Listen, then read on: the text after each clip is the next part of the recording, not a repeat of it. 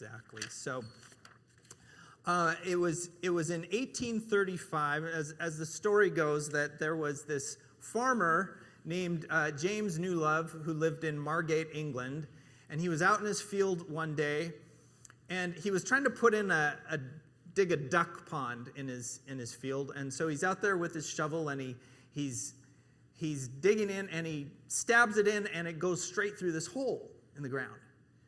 And completely surprised and unexpected, doesn't know how this hole got there, what it's about, but he went and grabbed his young son Joshua and tied a rope to him and lowered him down into the hole with a candle, I guess, to get the shovel back. And he gets down inside this hole and finds that it is this big cavern where all the walls are completely lined with seashells.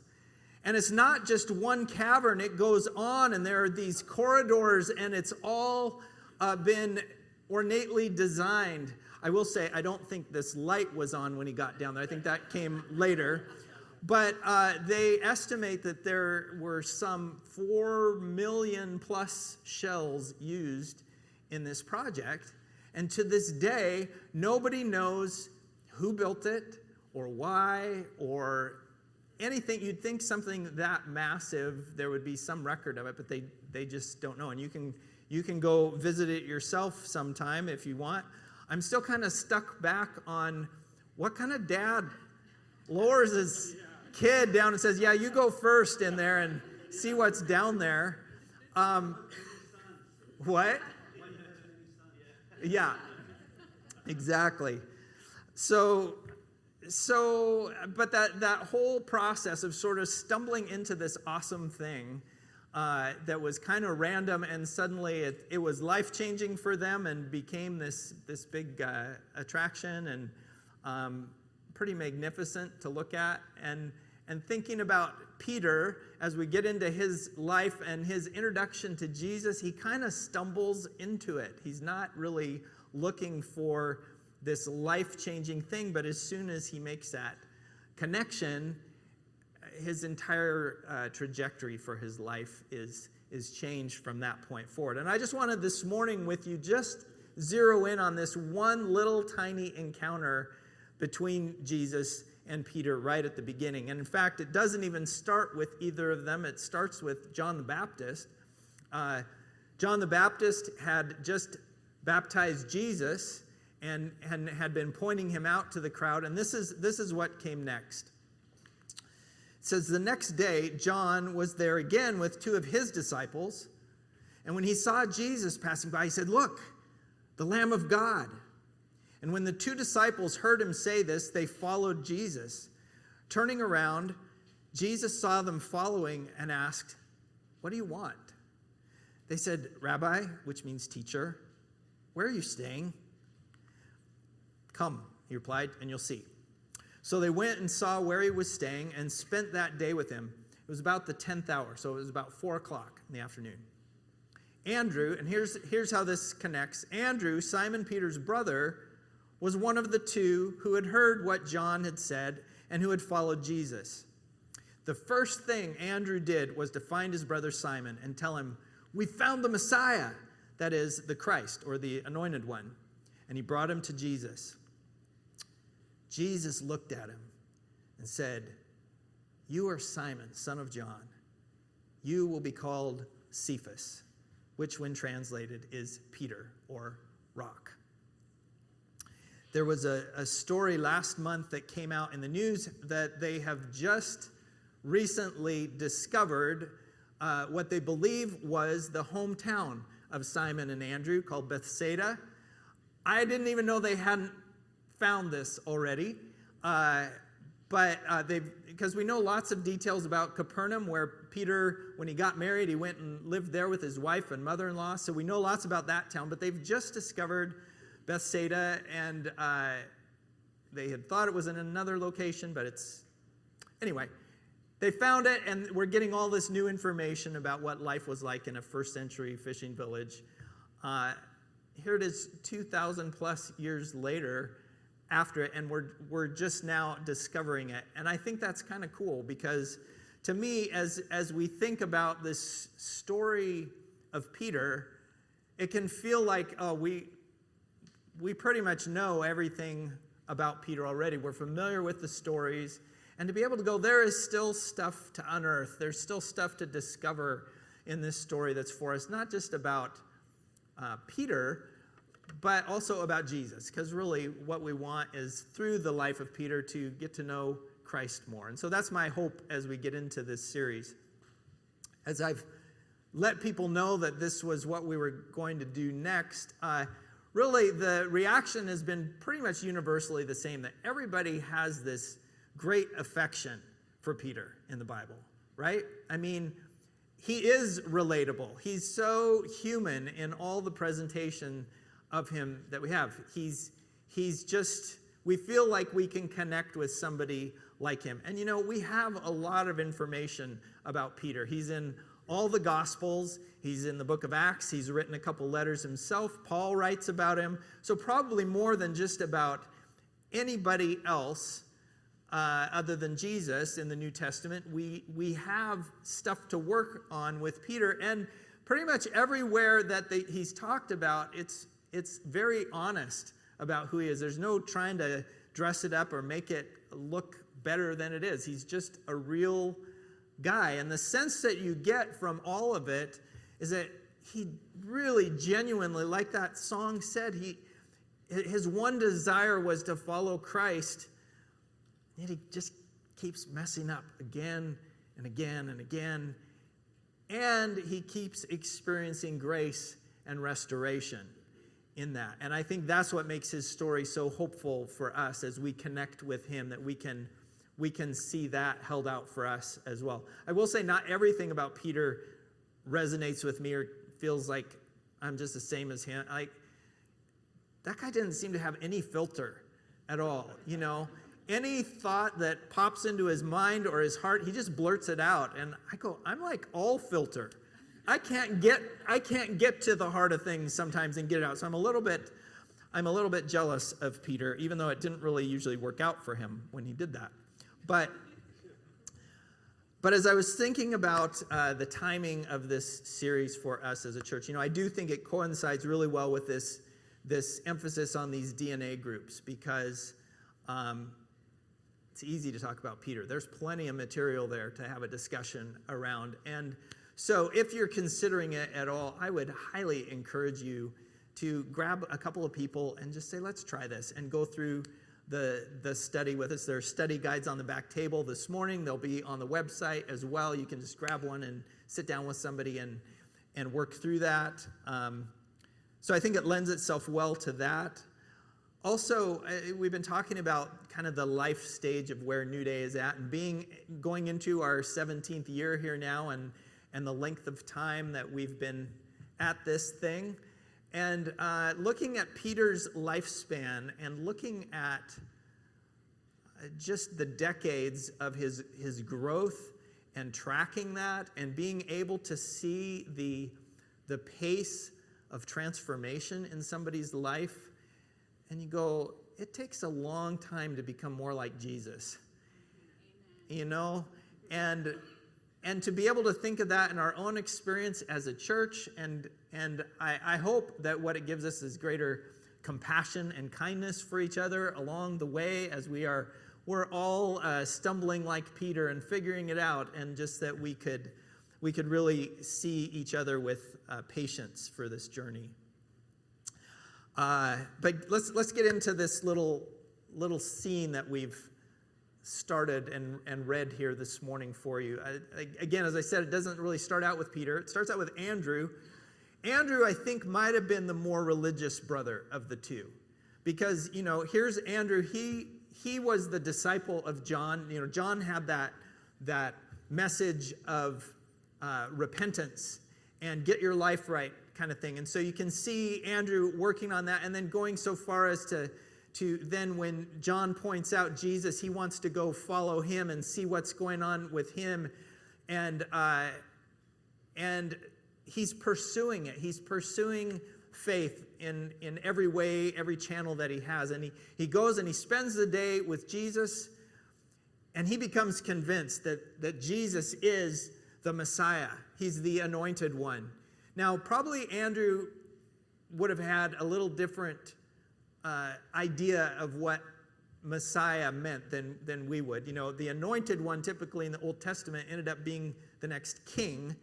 And so he probably has some political visions for Jesus, that he's going to be the guy who is going to be able to overthrow the Romans, restore Israel to its former glory. Whatever was going on in his mind, he becomes convinced that Jesus is the real deal. And I love how the story says his very first thing that he did was he went to get his brother. He really wants Peter's buy-in on this. He wants him to believe in this guy the way he does, and it's important to him. That's his most important opinion maybe in his life is his brother. And so he goes and he grabs him and he brings him to Jesus. And it says that Jesus looks at him. And the word there for the way Jesus looked at him is that he read him. He took him in.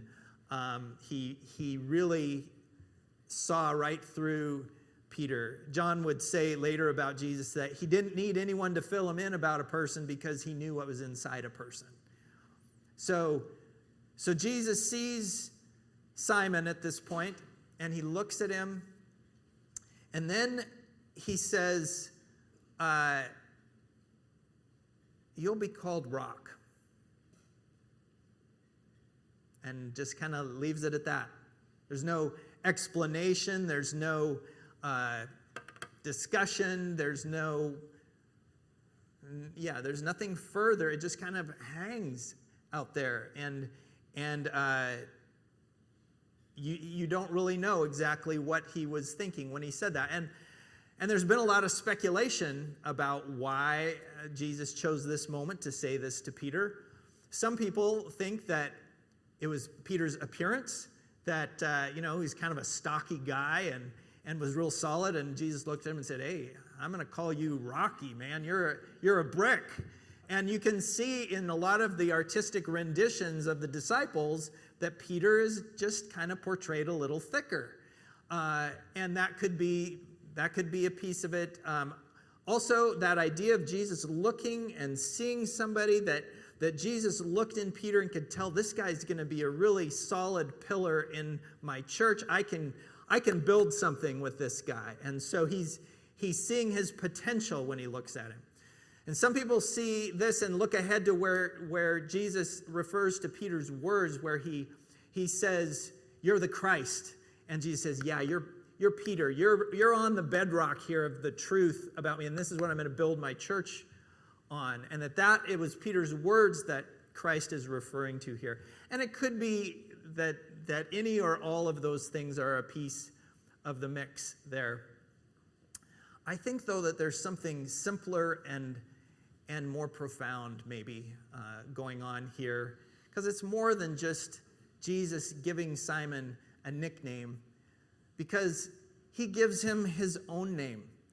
Christ gives him his very own name, because Jesus is the rock, right? He is the cornerstone. Paul wrote to the Corinthians, and talking about the Israelites, he said, they all ate the same spiritual food and drank the same spiritual drink, for they drank from the spiritual rock that accompanied them, and that rock was Christ. That rock was Christ. And so Jesus, in giving Peter this name, is giving him his very own name. And not only his name, he's giving him God the Father's name. Isaiah says this, God speaking, and he says, you are my witnesses. Is there any God besides me? No, there is no other rock. I know not one. So for Jesus to assign this name to Peter, he is giving himself to Peter. He is saying, I am going to be with you. I am calling you by my name, the way the Lord called his people by his name. And he's putting that, he has the authority, because he himself is God, to share that with Peter. But what I think is also really interesting is the timing of it. When he gives this to Peter before Peter has done anything. Sorry, I skipped a verse here. I'll go back to this. Because Christ doesn't just give Peter a name, he gives us a name too. He says in Revelation, "Him who overcomes, I will make a pillar in the temple of my God. I will also write on him or her my new name." So Christ gives each of us his name as well. And as I was saying, he does it before we've done anything. Peter arrives on the scene here. Really, he's not the one even pursuing Jesus. It's Andrew that's doing it. If anybody should get a name, it's Andrew. Like, he's doing all the hard work of really trying to make a connection here. Peter just gets drug along and is very sort of just barely there. And before he has the chance to even express any interest, Jesus jumps in and says, "I'm giving you this name before you've had a chance to do anything that feels like you are entitled to it or you've earned it. I'm just doing this." And it's not even before Peter can do anything good. It's before Peter can do anything bad. And Jesus, as we just said, looks at him, knows him.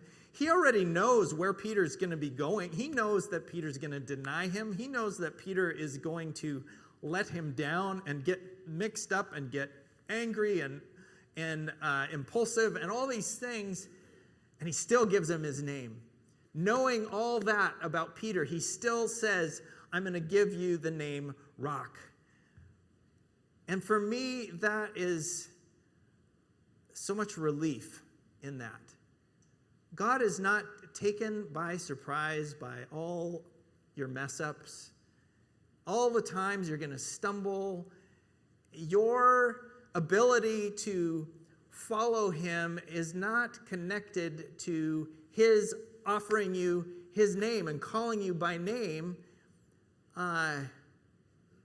That's a separate thing. I was reading a story about missionary kids, and it was wrestling with whether missionary kids are missionaries just because they go with their parents. Their parents are called to the mission field, and what does that mean for the kids? They're kind of just co-opted into this responsibility, and how for so many families, there can be all kinds of pressure on the kids. You go to this new place, and you feel like everybody's looking at you for an example of what it means to be a Christian or what it means to be a Christian family. And so there is this sense of scrutiny or sense that there is an extra burden of responsibility to live up to the name that creates a lot of toxicity sometimes for families and kids as they're growing up. But the article concluded with this, which I thought was really a great line. It said, "Not despite, but in the struggles of family life, many missionaries developed a more nuanced form of authentic ministry, living out the gospel in the context of their own family's needs, brokenness, difficulties, and limits." Do you catch that there? That as they are trying to live up to, when they were trying really hard to live up to the name of Christian that was on them, and they're struggling really hard to be perfect at it, that wasn't as nearly as effective as just being broken, honest people who are experiencing grace and forgiveness together and stumbling through it. That had far more impact on people. And I think that applies to us because when we think about this name Rock that's given to Peter, it is less a description of Peter and it's all a description of Christ. So it is not so much saying, look who Peter is, it's saying, look whose Peter is. The giving of this name to him when he's still a mess, that's not even despite the fact that he's a mess. It's the fact of the giving of it while he's in that condition that in itself tells the gospel, right? It's while we were still sinners, Christ died for us. It's while we are still not living up to the name that Christ gives us the name and says that in and of itself is the truth of what I'm saying. You can't earn it. You can't live up to it. And I'm giving it to you anyway. That is the whole message of the cross. That is the whole message of Peter being assigned the name rock, because this rock that is being talked about, it is the rock that makes Peter stumble there and makes him come up against this thing where he's going to have to decide if he's going to cling to it or if he's going to trip over it. This rock is the rock that gave a hollow to Moses that allowed him to have a safe spot to see God. And that's what Christ does for us. He gives us this spot where it's safe to come before God. And this rock, as we read in Daniel, is the rock that smashes down all our false ideas of ourselves and knocks them to the ground. This rock is the rock that the psalmist talks about that provides us that fortress and that refuge when we're under attack. And this rock is what Jesus said makes that firm foundation for the wise to build a life on top of. This rock is the one that was struck and that living water flowed out from. This rock offers a shade from the heat of this day. This rock elevates us when the torrents of sin and guilt and shame would overwhelm us. This rock is immovable and unchanging because it's our faithful God who is always the same. That's who this rock is. It's not about Peter at all. It is who belongs to Peter and who is claiming Peter. And to me, that is so vital to catch and to understand that Jesus says, I'm going to give you this name even when you're not ready for it, because you're never going to be ready for it. And I'm giving it to you because it's just my choice to do that. But notice that there is a silence in the story at this point. Do you notice who's the one person who doesn't speak in this story? It's Peter. Peter, who always seems to have words to say, is noticeably quiet here. There is this pause as Jesus puts that statement out there of, I'm going to call you this. And Peter doesn't give us any indication as if he's ready to receive that from Jesus. And we'll know from the story that we're going to look at next week with him that he had some hesitation. There were some things that were going on in his own life that he wasn't sure he was ready for Christ. And I think this pause is important because I think it's where so often we can find ourselves. Because in addition to Jesus giving us his name, there are other things that would name us as well, that we have to pause and consider for a moment. Am I ready to receive what Jesus is offering to me? Or are there other things that are still pulling at me and tugging at me? It could be a lot of different things. I was talking with a guy once who was breaking free of some sin, and he said, you know what? He said, it's hard because it's like saying goodbye to an old friend. There's that tug. In the Alpha videos that we're going through, there's one story of a guy who said that his mom at one point told him, your dad was evil and you're just like him. That's a pretty powerful name to feel is on you, and that's who you are when Jesus is saying this other name is true about you. There can be all sorts of things that would want to name us. Our fears so often want to name us. Boy, I can have a lot of anxieties that want to control me and tell me what I can and can't do. There are dreams that we can hang on to that we really are living in a fantasy over here, and they're never really going to truly be what we're about, but they prevent us from saying yes to Jesus. There are times when I may want to hang on to a little bit over here and say yes to Jesus, but not quite let go of something else. You ever been in that spot where you do want it, but you kind of don't at the same time? George Mueller, he said this. He said, there was a day when I died, utterly died to George Mueller, his opinions, preferences, tastes, and will, died to the world, its approval or censure, died to the approval or blame, even of my brethren and friends. And since then, I have studied only to show myself approved unto God. I like George. I really do. He's one of my heroes, but I do not resonate with that statement at all. That once and done sort of decision, I find that it feels much more daily to me to come up against things that are trying to name me, trying to get a little piece of me and tell me who I am, and I'm having to constantly come back to claim what Jesus has said is true about me, and let that be what defines me. And I think partly it's hard to do that sometimes because I'm getting back in the mode of saying, well, I'm not living up to that yet. And I think it's helpful, instead of thinking of it that way, to say we live into it more than we live up to it. We live into it in the sense that if all those things about the rock are true of God, what I'm living into is that that's true about him, rather than trying to make it true about me.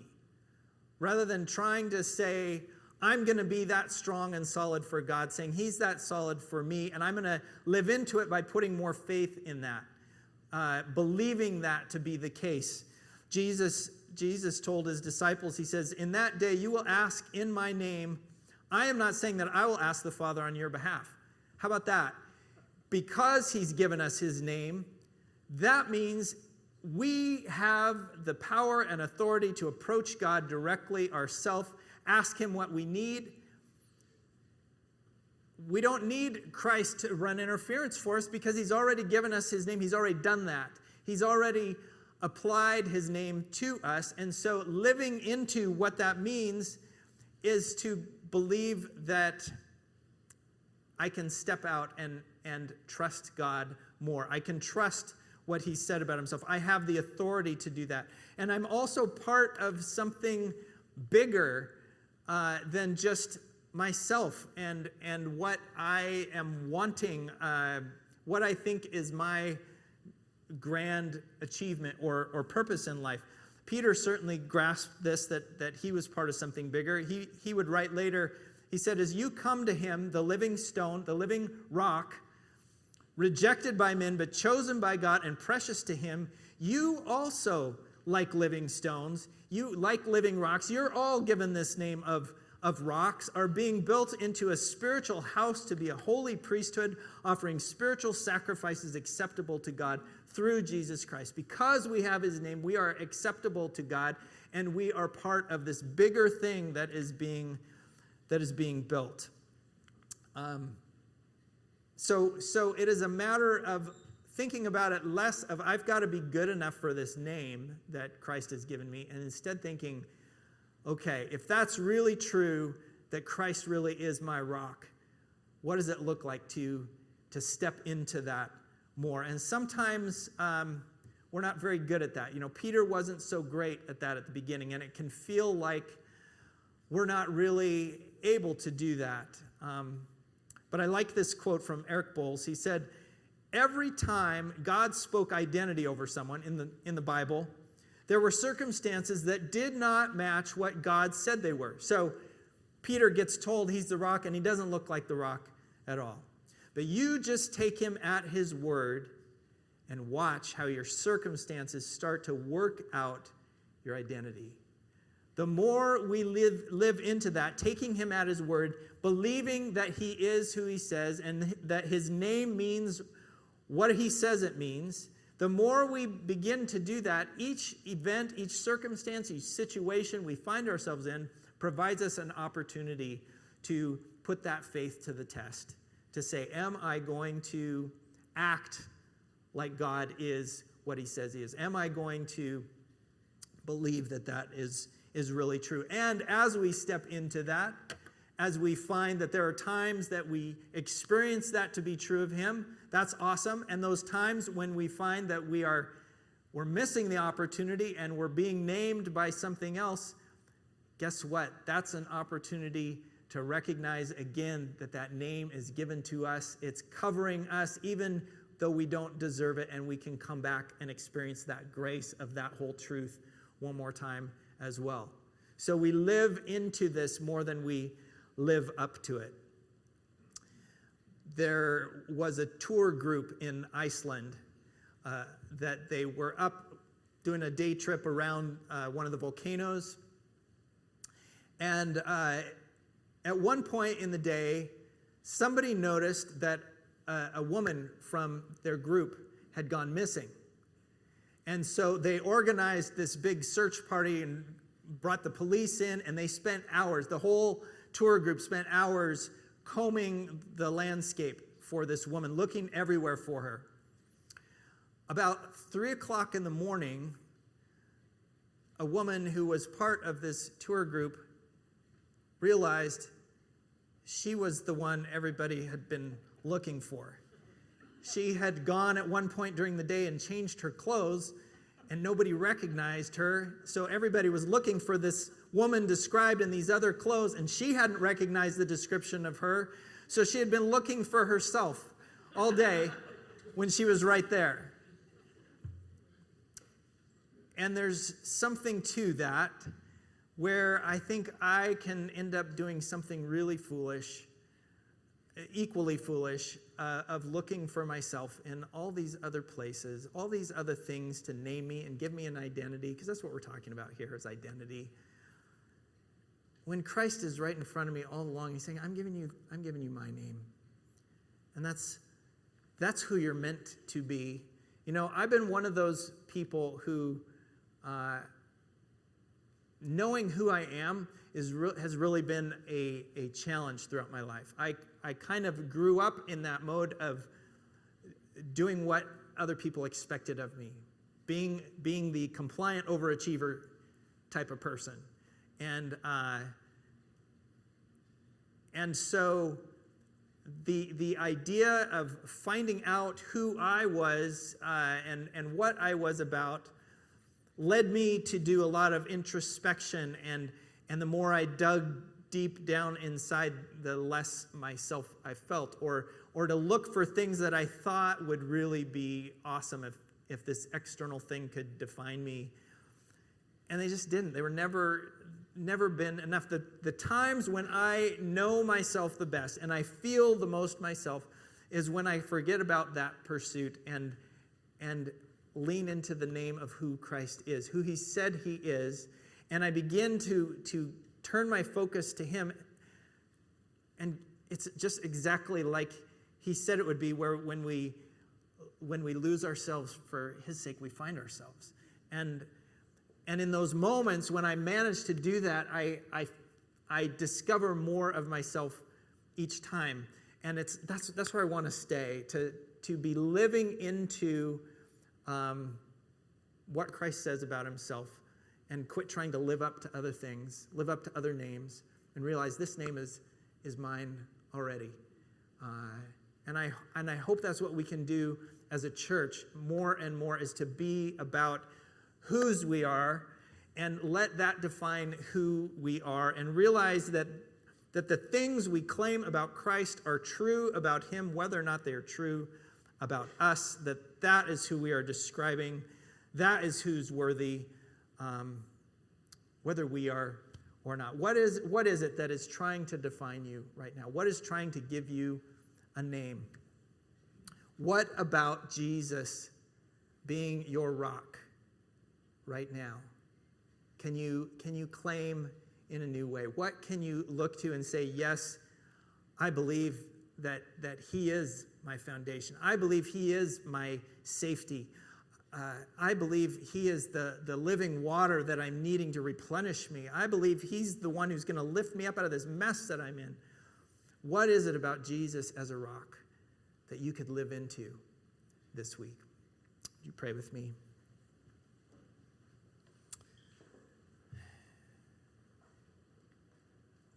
God, I'm so grateful that you choose to write your name on us. You etch it in permanently. We are yours, and nothing can snatch us out of your hand.